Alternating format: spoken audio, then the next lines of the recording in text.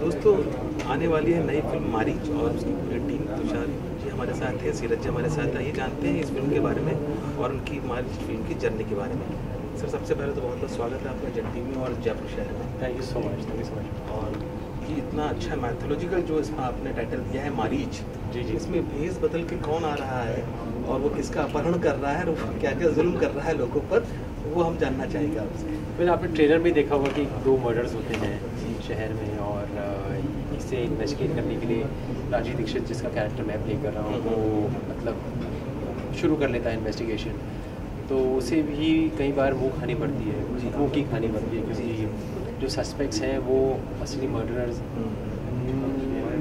ना होते हुए भी शक के दायरे में रहते हैं, तो थोड़ा कन्फ्यूजन होता है और कौन असली मारीच है जो चकवा दे रहा है, जो जाल में फंसा रहा है, जो अपने असली रूप में नज़र नहीं आ रहा है, वो फिल्म की कहानी है।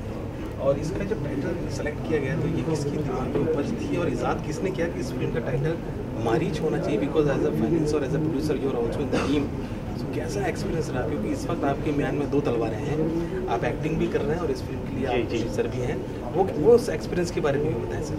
जी हाँ, इसमें तो मैं राजीव दीक्षित जो पुलिस ऑफिसर है उसका रोल प्ले कर रहा हूँ, लेकिन इसमें मैं एक प्रोड्यूसर भी हूँ। लेकिन टाइटल का सिलेक्शन डायरेक्टर ध्रुव लाठर ने किया जी, और उन्होंने कहा कि जैसे कि आपने माइथोलॉजिकली मारीच वो कैरेक्टर है जो एक डीमन है, जो मतलब एक हिरन के भेस में आता है, तो इसलिए सिम्बॉलिकली वो हमारे फिल्म के साथ बैठती है वो ये टाइटल, क्योंकि यहाँ भी जो असली मारीच है वो मतलब कि एक वो मुखौटा आप समझ सकते हैं, दिख रहा हुआ है नहीं, वो क्या इल्यूजन है, कौन है ये।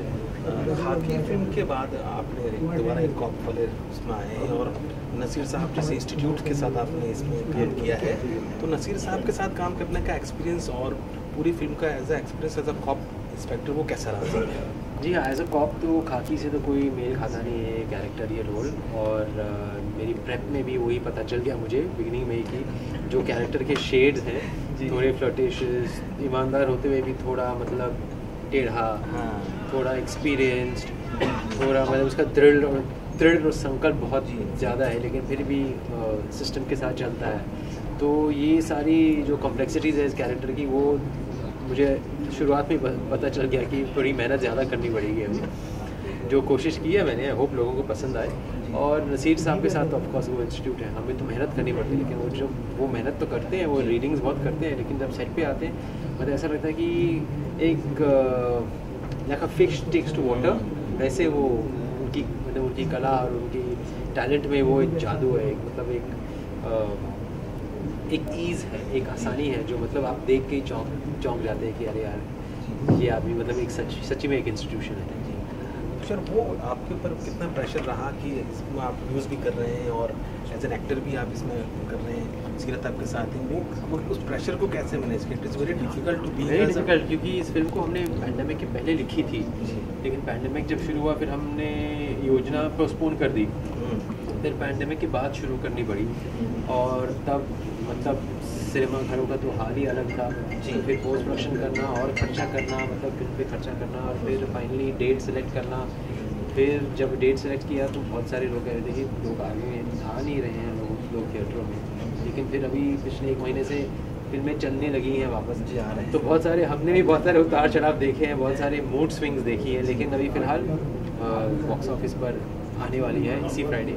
लेकिन हम सब मानते हैं कि बॉक्स ऑफिस अच्छा तो होना चाहिए, लेकिन आजकल फिल्म की जर्नी बॉक्स ऑफिस तक सीमित नहीं रहती। बहुत सारे लोग हैं जो OTT पर देखते हैं, सैटेलाइट में देखते हैं, और अच्छी फिल्म तो अच्छी फिल्म है, कहीं भी चले वो हम चाहते हैं कि ज़्यादा से ज़्यादा लोग देखें। तो प्रेशर है, लेकिन कम करने की कोशिश कर रहे हैं। मैनेजेबल प्रेशर है।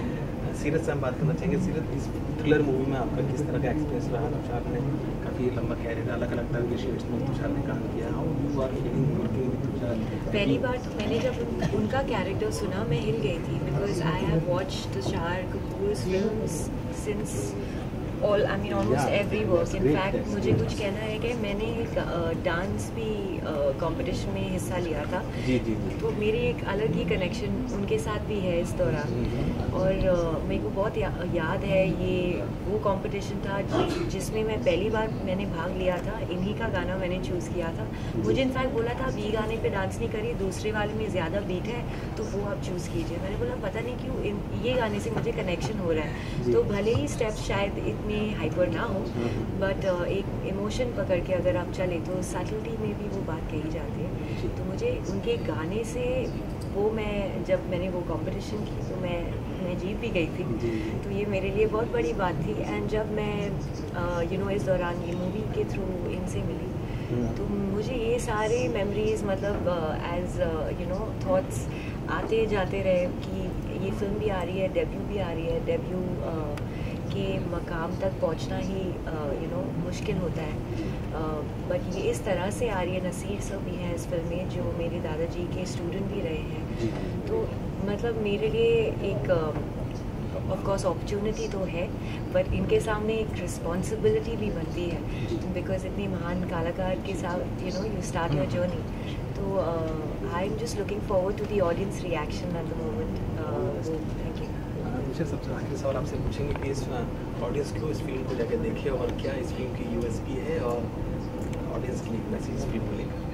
वेल हम सब ने तो दिलो जान से बनाई है ये फिल्म, लेकिन अब ऑडियंस के हाथ में है कि उन्हें कितनी अच्छी लगती है।